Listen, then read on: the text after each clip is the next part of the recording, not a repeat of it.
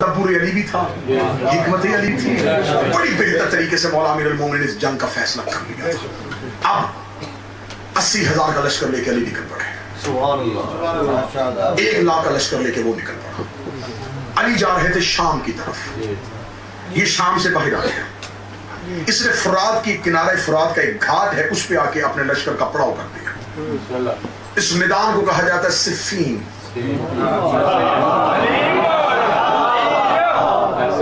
ये पहले पहुंच चुका था, इसने फरात का वो घाट जो पूरा मैदान के ऊपर था, इसने पानी पे घाट पे कब्जा कर लिया।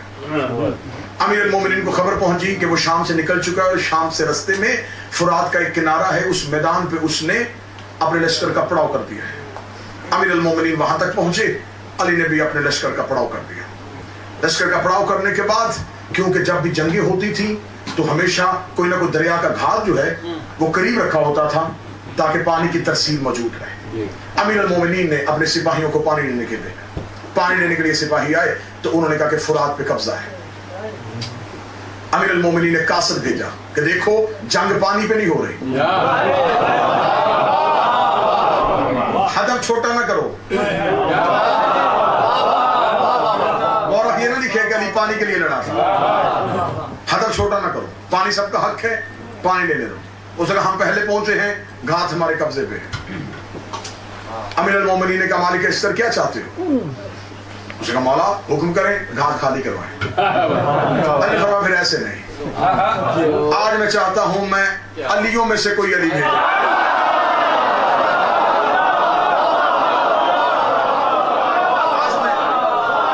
अपने अलियों में से कोई अली भेजा। अब मैं बड़ी जल्दी जल्दी गुजर रहा हूं, मुझे क्योंकि जंग सफीन नहीं पढ़नी, हमले नहीं पढ़ने, मैंने जुज़वी तौर पे सफीन को साथ शामिल किया है और मैंने मलूकियत तक पहुंचा। अमीरुल मोमिनीन ने फरमाया मैं अपने अलियों में से कोई अली ढूंढूंगा। अमीरुल मोमिनीन ने अपने बेटों को बुलाया। अमीरुल मोमिनीन के बेटों ने सब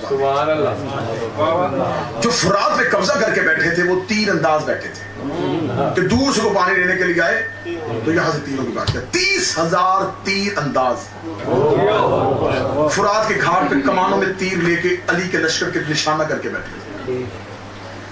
अमीरुल मोमिनीन ने टीले पे जाके, ऊंचाई पे जाके जायजा लिया। अली फरमाया हनफिया, मोहम्मद अपने बेटे को बुलाया। मोहम्मद बिन हनफिया जी मौला। फरमाया करीबा,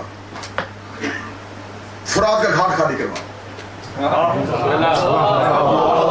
मौला फरमाया सोच के जाना।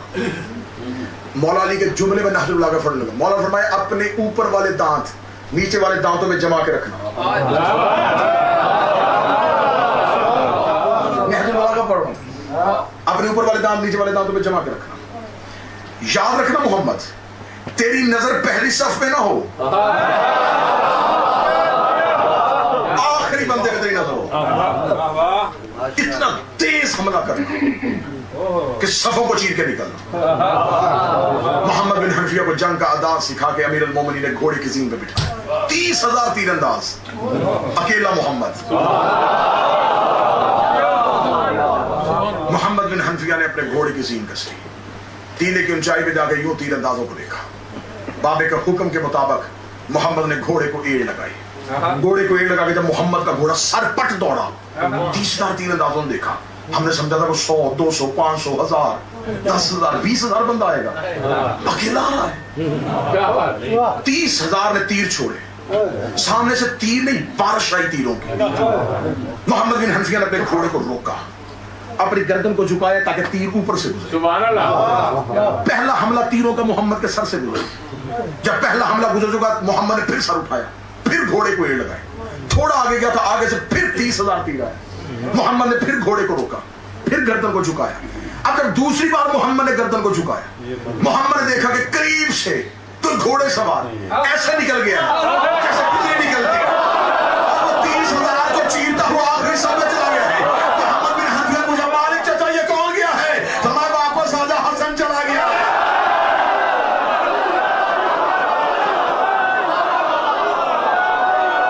हसन चला गया है, हसन चला गया। हाथ यहीं पर रखना। मोहम्मद बिन हनफिया गर्दन को झुकाते हुए वहां है कि अब बाबा अली मुझे क्या कहेगा कि तूने हमला क्यों नहीं किया? हसन ने हमला क्यों कर दिया? अली के चेहरे पे खुशी थी। मोहम्मद बाबा माफी تیرا اور حسن کا کیا مقابلہ، تو علی کا بیٹا ہے، وہ محمد کا بیٹا۔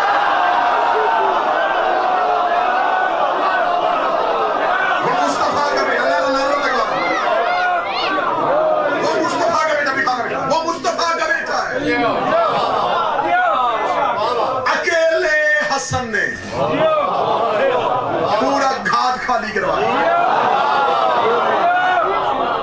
کتاب کہتی جب مولا حسن اکیلے گئے تو مال کی اشتر بغیر گھوڑے پہ زیر رکھے گھوڑے کی پیٹھ پہ بیٹھ کر دوڑایا گھوڑا کہ اکیلا شہزادہ چلا گیا، اور بی بی حسن لاڈلا بیٹا علی کا گھوڑے کی زین پہ ننگی پیٹھ ہے گھوڑے کی، اور مالک چڑھ گیا گھوڑے پر، مالک نے گھوڑا دوڑا، جب فرات پہ گئے اکیلا حسن علم لگا کے کھڑا۔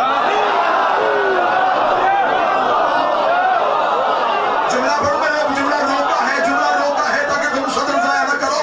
جب آیا مال کے اس طرح دیکھا کہ یہاں ابھی 30,000 تیر انداز کھڑا تھا، ٹوٹے ہوئے تیر، ٹوٹی ہوئی کمانیں وہاں پہ پڑی تھی، اور اکیلا محمد کا بیٹا حسن کھڑا تھا۔ مال کے اندر گھوڑے کی پشت اترا، حسن کے قدموں پہ ہاتھ رکھ کے کہتا ہے مولا کہاں گئے سارے؟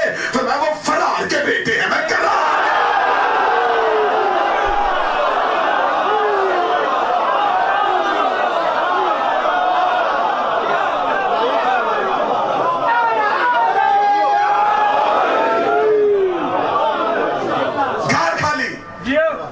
حسن کا عالم نصب۔ مالک حسن نے آگے پیغام دیا، اکیلے حسن نے پورا فرات کا گھاٹ خالی کروایا۔ علی کے بعد حسن کو واپس بلا، ان سے کہا پیو پانی۔ اب وہ سمجھتے جیسے ہم نے قبضہ کیا ہے، اب فرات آ گیا ہے علی کے قبضے میں، اب ہمیں پانی نہیں ملے گا۔ مولا حسن گھوڑے کی زین پہ اٹھے اور کہہ گئے پیو پانی، ہم ساقی کوثر کے بیٹے ہیں، ہم تو پہ پانی نہیں روکیں گے۔ پہلی رات لیلۃ الحریر کہا جاتا ہے، اتنی گھمسان کی جنگ ہوئی کہ اس رات کو کہا جاتا ہے حریر، کہتے ہیں بجلیوں کو، تلوار سے تلوار لگتی تھی نا تو ایسے بجلیاں چمک رہی تھی، اتنی گھمسان کی جنگ ہوئی۔ 35,000 افراد لیلۃ الحریر میں قتل ہو گئے، 5,000 علی کے لشکر میں سے، 30,000 ان کے لشکر میں سے، 35,000 لاشیں بکھری ہوئی۔ امیر المومنین نے صبح کو پھر قاصد بھیجا، دیکھ خون ریزی سے باز آ جا، میں نہیں چاہتا کہ مسلمانوں کا قتل عام ہو۔ پھر امیر المومنین ایک نصاری جوان کو بھیجتے ہیں، جب وہاں پہ جاتا ہے تو بجائے علی کا فیصلہ تسلیم کرنے کے اس کا سر تل سے جدا کیا جاتا ہے، جب اس کی گردن کاٹی جاتی ہے۔ شاطرانہ سیاست تھی۔ امیر المومنین فرماتے نہیں، یہ نہیں رکیں گے۔ اگلے دن پھر جنگ شروع ہوئی، اب دن کی جنگ ہے، رات لشکروں کی جنگ ہوئی تھی، صبح پھر فرادہ شروع ہو گئی۔ جب پھر صبح فرادہ شروع ہوئی، مالک حسن نے کہا، کیونکہ مالک حسن مولا کا چیف آف آرمی اسٹاف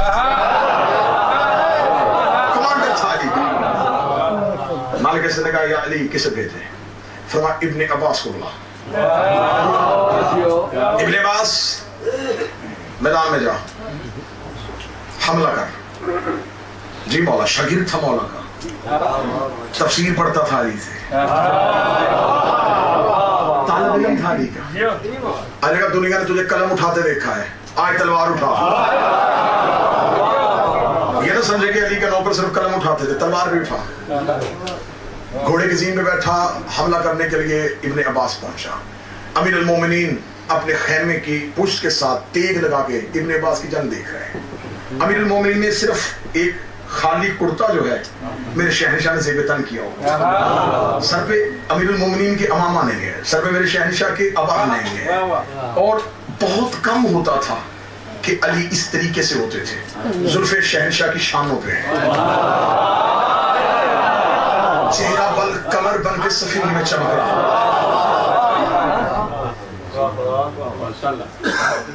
یوں امیر المومنین جنگ دیکھ رہے تھے، ابن عباس کو لڑتے ہوئے دیکھا، چاروں طرف سے ابن عباس پہ حملہ ہوا، ابن عباس کو چاروں طرف سے گھرے ہوئے دیکھا۔ مالک ابن عباس کو واپس بلا، مالک نے ٹیلے پہ کھڑا، ابن عباس، علی کہہ رہے واپس آ۔ ابن عباس واپس آیا، علی نے فرمایا ایک خیمہ خالی کرو، جلدی کرو، इस खैमे में सीधा इसका घोड़ा ले जाओ। यूं मैदान से दौड़ता हुआ आ रहा था, खैमे का पर्दा उठा, यहां घोड़ा। थोड़ी देर बाद घोड़ा वापस आया, अली इब्ने अब्बास का लिबास पहन के।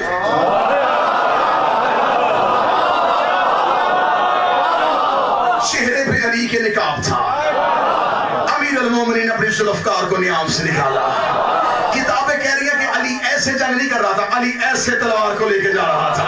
जहां से जाती जा रही थी, गर्दनें गिरती जा रही थी, धड़ तड़पते जा रहे थे, गर्दनें गिरती जा रही थी, धड़ तड़पते जा रही। इतनी तेजी के साथ अली की तलवार चमकी कि यूं जब सफीन के मैदान में सरों की बारिश होनी शुरू हुई तो दुश्मन के लश्कर में से एक ने टीले पे खड़े होकर कहा, ऐसे तलवार सिर्फ अली ही चलाता।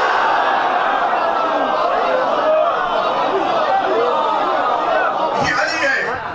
किसी का नहीं इब्ने अब्बास है। उसका फिर टूट पड़ो, चारों तरफ से हमला करो। अगर हुआ इब्ने अब्बास, कदम हटाएगा।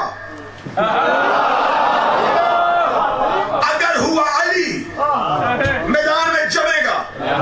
जब चारों तरफ से फौजें यूं देखने के लिए कि इब्ने अब्बास है कि अली है, कुरान मेरे सर पे रखो, मैं सफीर पढ़ो, चारों तरफ से फौजें जब बिल्कुल अली के करीब आई, न तलवार निकली, न तीर फेंका, न नेजा फेंका। जब चारों तरफ से करीब आए, अली ने सिर्फ नकाब उल्टा, अली ने सिर्फ चेहरे से नकाब उल्टा। 12,000 बंदा अपने ही घोड़ों के टापों के नीचे आके मर गया।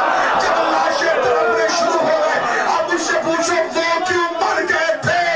और मूसा के साथियों ने तजल्ली देखी थी, यहाँ खुदा अली।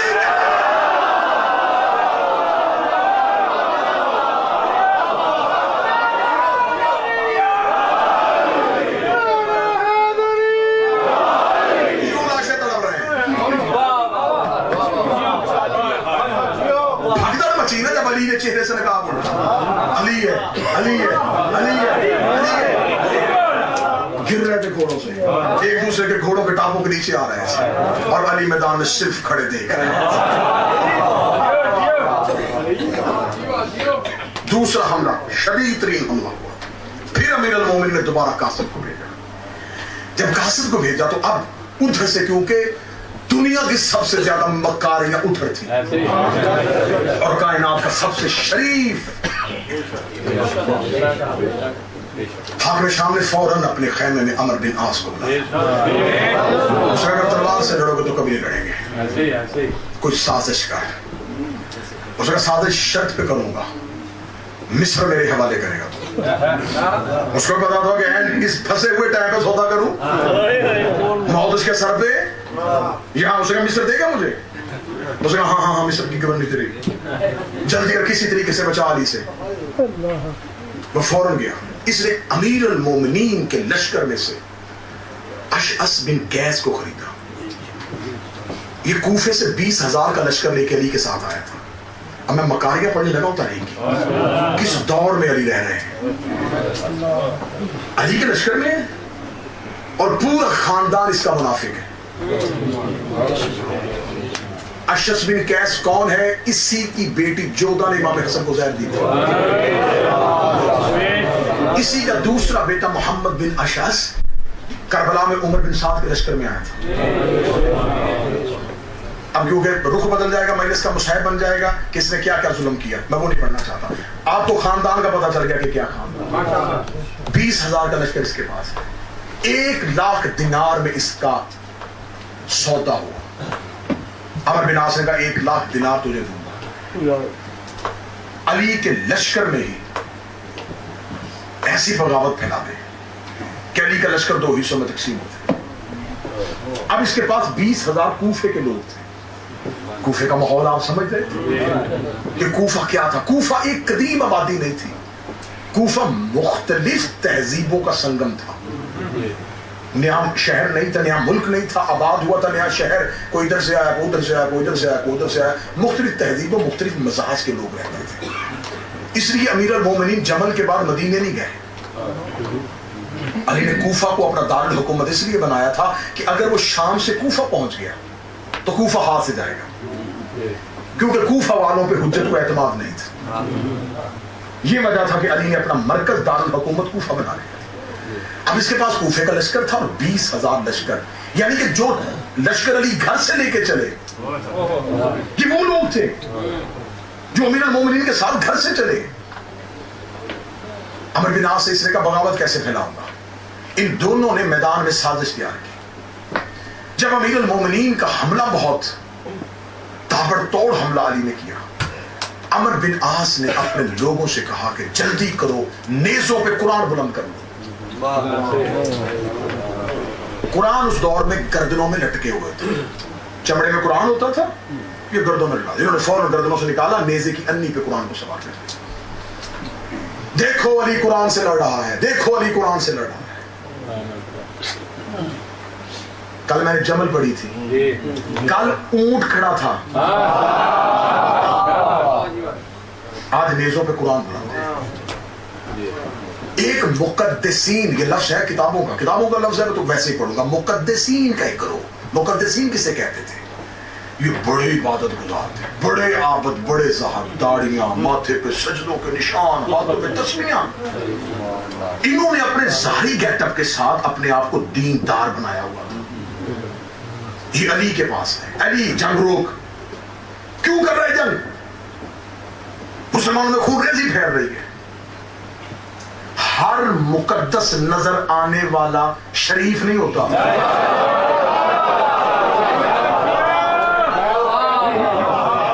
میں کیا کروں، میرا سینہ پھٹتا ہے، با خدا میرا کلیجہ کوئلہ بنتا ہے۔ یہی کردار آج نظر آتے ہیں۔ جب حق میدان میں کھڑا تھا، یہ مقدسین اپنے ظاہری شعبوں سے لوگوں کو حجت سے ہٹا رہے تھے۔ یہ مقدسین کا شروع سے شیوا ہے، جب حق مقابلے پہ آ جائے تو یہ حق کی حمایت نہیں کرتے، اپنی عبادت اور اپنا زہد دنیا کو دکھا کے لوگوں کو گمراہ کرتے ہیں۔ وہیں سے یہ مقدسین کا گروہ، مولا نے فرمایا کیا چاہتے ہو تم؟ اسے روکو، خونریزی وہ کر رہا ہے۔ اسی اسنا میں عمار یاسر شہید ہو جاتے ہیں۔ میرا اہل سنت بھائیوں سے خطاب ہے، یہ صحابی رسول ہے، اس کی ماں اور اس کا باپ سابقین اسلام میں ہے، اور ماں بھی شہید ہے اور باپ بھی شہید ہے، جن کو اسلام قبول کرنے کی وجہ سے کفار مکہ نے بے دردی کے ساتھ قتل کیا۔ جناب عمار کے والد یاسر کو زمین پہ لٹا کے ہاتھوں پہ میخیں گاڑی گئی تھی۔ جناب سمیہ خاتون ان کی ماں کو بے دردی سے شہید کیا گیا تھا، جس نے ماں اور باپ اسلام میں دیے تھے۔ اس کا بیٹا علی کے لشکر میں تھا، اور نبی کی واضح حدیث تھی کہ عمار تجھے باغی گروہ قتل کرے گا۔ میں جو کچھ پڑھ رہا ہوں یہ شیعہ کتابیں نہیں بول رہی، ہمارے یاسر تجھے ایک باغی گروہ قتل کرے گا۔ جو ہی عمار کی شہادت ہوئی، اب ایک نعرہ بلند ہوا کہ نبی کی تو حدیث تھی کہ باغی گروہ قتل کرے گا۔ اب دیکھنا کس دور میں علی ہے، کس دور میں علی ہے، ذرا علی کی مظلومیت سمجھو۔ جب عمار یاسر قتل ہوا تو حاکم شام کے پاس لوگوں نے جا کے کہا ہم نے نبی کی حدیث کانوں سے سنی ہے، عمار تجھے باغی گروہ قتل کرے گا۔ عمر بن عاص فوراً آگے کھڑا ہو کے کہنے لگا ہم نے عمار کو قتل نہیں کیا، قتل تو اس نے کیا ہے جو عمار کو ہمارے نیزوں کے سامنے لے آیا۔ یعنی کہ عمار یاسر نے قاتل ہم نہیں، علی ہے۔ علی اسے لے کے آیا تھا ہمارے سامنے، نہ لے کے آتا نہ وہ قتل ہوتا۔ اب اس دور کے جاہل لوگ تھے جو شام سے آئے تھے، جن کو اونٹ اور اونٹنی بھی تمیز نہیں تھی، انہوں نے فوراً کہا ہاں ہاں یہ ٹھیک ہے۔ فوراً مقدسین ہاتھ میں تسمیہ لے کے اے علی تو نہ عمار یاسر کو لے کے آتا نہ عمار قتل ہوتا۔ جواب سننا، پھر آگے بھی علی بیٹھا تھا۔ علی فرمایا اگر عمار کا قاتل میں ہوں تو رسول کے چچا حمزہ کا قاتل کون ہے؟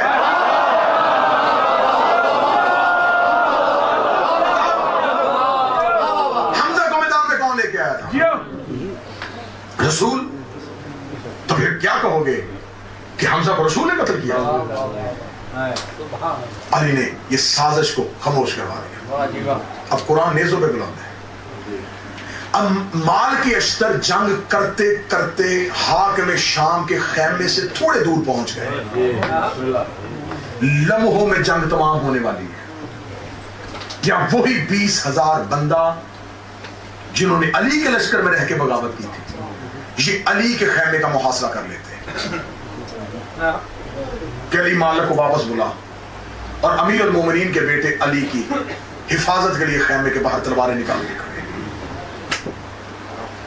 آخر جب قرآن نیزوں میں بلند ہوتا ہے، کہتے قرآن بلند ہے، علی نے قبضہ تلوار پہ سر رکھ کے کہا وائے ہو تم پہ، تم نے لکھا قرآن دیکھ لیا، مجسم قرآن نہیں دیکھا، تمہیں چمڑے پہ لکھی ہوئی آیتیں نظر آ رہی ہیں، تمہیں مجسم قرآن نظر نہیں آ رہا۔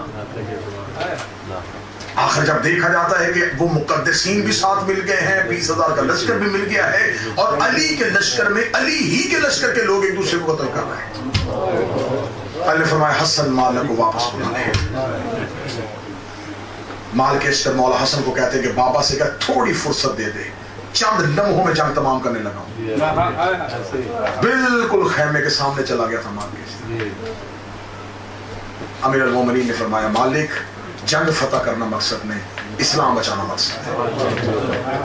مالک واپس مال کے اشتر کو واپس بلا لیا جاتا ہے، جنگ رک جاتی ہے۔ جمل 36 ہجری کو ہوئی ہے، یہ 37 ہجری ہے، تاریخ ذہن میں رکھتے ہیں۔ جنگ تمام ہو جاتی ہے، جنگ خاموش ہو جاتی ہے، دونوں طرف کے لشکر بیٹھ جاتے ہیں۔ جب لشکروں کو بٹھا لیا جاتا ہے تو فیصلہ ہوتا ہے کہ دونوں طرف سے ایک ایک حاکم چنو جو اس جنگ کا حتمی فیصلہ کرے۔ نام دو، ادھر سے نام آتا ہے ہماری طرف سے عمر بن عاص، یہ حکم ہے، ہماری طرف سے یہ ہے جو یہ فیصلہ کرے گا، ہمیں قبول ہے۔ امیر المومنین عبداللہ ابن عباس کو چنتے ہیں۔ جب عبداللہ ابن عباس کو چنتے ہیں تو وہی 20,000 کا دستہ بغاوت کر دیتا ہے کہ نہیں، ہمیں یہ نہیں بارے میں، ہم ابو موسیٰ اشعری کو بھیجیں گے۔ امیر المومنین کے لشکر میں ابو موسیٰ بھی، لیکن علی جانتے تھے یہ بھی مذہب بیچ دے گا۔ اللہ نے فرمایا ابو موسیٰ کو نہ بھیجو، اگر اس کو بھیج دیا تو اس کی ذہانت ٹھیک نہیں ہے، وہاں شاطرانہ مکاریاں ہیں۔ آخر ابو موسیٰ اشعری کو بزدور لشکر کے جاؤ جلال سے، کیوں علی ہر فیصلہ ہم تیرا مانے؟ آپ مدینہ سے کوفہ آگے، ہم لشکر دے رہے، مدینے والے آپ کے ساتھ نکلے نہیں، کیونکہ جمل میں صرف 10,000 لوگ مدینے سے آئے تھے۔ اب آپ مجھ پہ سوال کریں، میں تاریخ کا طالب علم، کہ مدینہ کے لوگ کیوں نہیں آ رہے تھے؟ مدینہ کے لوگ لڑ لڑ کے تھک گئے تھے، یہ بدر سے لڑنا شروع ہوئے، بدر لڑی ہے انہوں نے، احد لڑی ہے، خیبر لڑی ہے انہوں نے، خندق لڑی ہے۔ اب لڑتے کیوں نہیں تھے؟ میں وجہ بتا دیتا ہوں۔ یہ دوسرے لشکروں میں جب پہلی خلافت کا دور آئے نے کبھی شام بھیج دیا، کبھی یمن بھیج دیا، کبھی مصر بھیج دیا۔ اس دور میں لوگ لڑتے تھے بیت المال کے لالچ میں بھی۔ جہاد کا فلسفہ یہ نہیں کہ سارے اس لالچ میں تھے، جو لوگ بیت المال کے لالچ میں، مال غنیمت کے مال غنیمت کے لالچ میں لڑتے تھے۔ اب انہیں پتا تھا کہ علی نے جمل میں بھی کوئی مال غنیمت نہیں اٹھانے دیا، کیونکہ جس لشکر میں علی ہوتے تھے، جنگ ختم ہونے کے بعد علی کہتے تھے اب ان کا مال نہ لوٹنا، ان کا مال نہ چھوڑنا۔ مدینہ کے لوگوں کے ان کے اپنے گھروں میں بوریاں تھی، بوریوں میں 5-5 لاکھ دینار پڑا تھا، انہیں کیا ضرورت تھی میدان میں آنے کی؟ وہ گھروں میں بیٹھ چکے تھے۔ ایک کوفہ ہی تھا جہاں سے سپاہی مل سکتے تھے، اور وہاں بغاوت پھیل چکی تھی۔ جب دونوں طرف سے حاکمین کا فیصلہ ہوتا ہے تو ابو موسیٰ اشعری کو یہ زبردستی نامزد کر دیتے ہیں، آئیں جی فیصلہ کرتے ہیں۔ عمر بن عاص شاطرانہ پالیسی کے ساتھ ابو موسیٰ اشعری کو بلا کے کہتا دیکھ سن، نہ میں اسی حق پہ سمجھتا ہوں نہ علی حق پہ، ہم دونوں کو معزوم کرتے ہیں، تجھ سے زیادہ کون پرہیزگار ہے؟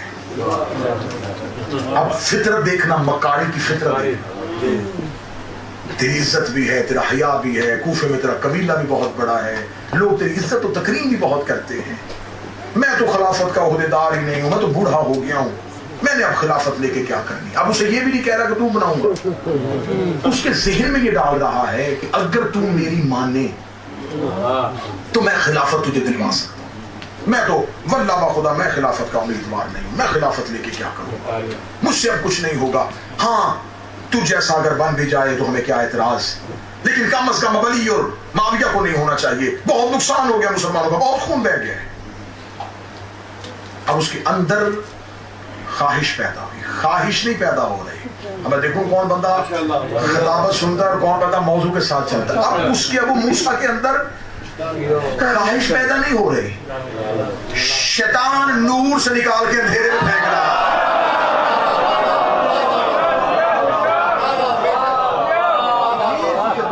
नूर से निकाल के अंधेरे में फेंक रहा है। अब अंधेरे में जाने कितना वक्त लगता है, आप ये वक्त देखिएगा। आगे लोग खड़े हो जाते हैं, दोनों को एक ऊंचाई पे खड़ा किया जाता है। अब अली कहते हैं मालिक अस्तर अगर जबरदस्ती ये चला ही गया ना अबू मूसा, इसे कहना पहले तकरीर ना करे, पहले अमर को बोलने दे। मालिक अस्तर जाकर उसके कान में कहते हैं कि अली हुक्मन कह रहे हैं कि पहले उसे बोलने देना। इसने अमर को कहा कि तू पहले बोल। उसने कहा आपके होते हुए, आप जैसे बुजुर्ग के होते हुए मैं कैसे, मेरी मजाल नहीं, मेरी बसात नहीं, आप बोले। ये उठ के खड़ा होता है और खड़ा होकर तारीख कहती है कि ये पहले बताता है कि देखें मुसलमानों में बहुत कत्लेआम हो रहा है, बहुत खूनरेजी हो चुकी है, लिहाजा, और ये अपने हाथ को बढ़ा के कहता है मैं अली को खिलाफत से ऐसे माजूल करता हूं जैसे इस अंगूठी को उंगली से, जैसे मैंने उंगली से अंगूठी निकाली है, मैं ऐसे अली को खिलाफत से निकाल रहा हूं। ये कह के अमर आज से कहता है कि तू खड़ा। वो खड़ा होके अंगूठी पहन के कहता है कि मैं माविया को खिलाफत का ऐसे हकदार समझता हूं जैसे ये अंगूठी।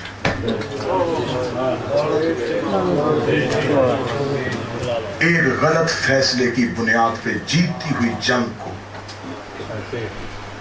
मुसलमानों की जिल्लत का सामना हो जाता है। हाकिम शाम वहां से फतह के तराने पड़ता हुआ निकल जाता है। अली अपनी मजलूमियत को सोचते हुए कि मेरे पास नासरीन वो नहीं है। अली वापस पलटते हैं, अमीर अल मोमिनीन वापस पलटते हैं। ये 37 हिजरी हो चुकी है मेरे साहिब। अगला साल 38 हिजरी आता है। या वही लोग जो मुकद्दसीन की सूरत में अली के सामने थे, वो खवारिज के रूप में सामने आ जाते हैं।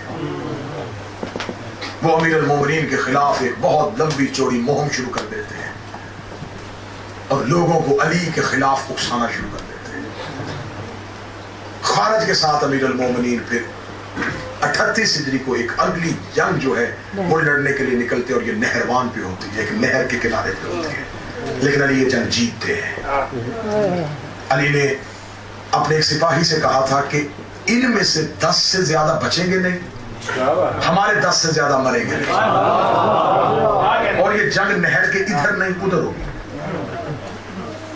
नहर की दूसरी तरफ किया जाता है। ऐसा हमला होता है कि उनके लश्कर में सिर्फ 9 लोग बचते हैं। किताबों में जो खारिज की निशानियां लिखी, आज मैं सिर्फ खारिज की निशानियां पढ़ के अपना सलाम करने लगा। गुफ्तगू तमाम होने लगी है। इंशाल्लाह 12 मुहर्रम को सिलसिला अगर आप आ सके तो वहीं से बात को शुरू कर देंगे। उनकी निशानियां ये थी कि उनकी लंबी दाढ़ियां थी, लंबे बाल थे, और वो लोगों को कत्ल करते थे मजहब के नाम पे।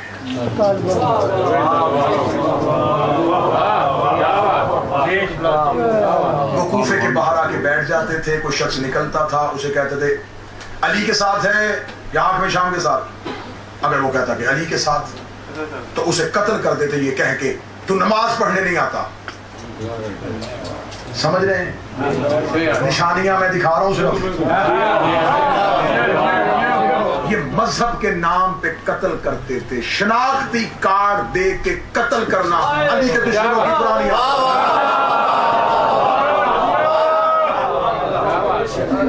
आखिरी जुमला सुनना। इनमें से कितने अफराद बच जाते हैं जी? इनमें से 2 इराक की तरफ भाग जाते हैं, जो मिस्र की तरफ भाग जाते हैं, 3 यमन की तरफ भाग जाते हैं, 2 शाम की तरफ भाग जाते हैं। अली के नौकर कहते हैं कि मौला जी सिर्फ 9 बचे हैं, अब तो ये दुनिया में खत्म हो जाएंगे। अली फरमाते नहीं, शैतान अंडे देगा। और कुरान की आयत है कि शैतान दिलों में अंडे देता है। अली फरमाते हैं ये अंडे देगा, और फिर एक बहुत बड़ा लश्कर लेके उठेंगे, और हर दौर में अली के नौकरों के खिलाफ ये अपनी ताकत का इस्तेमाल करेंगे मजहब के नाम पे।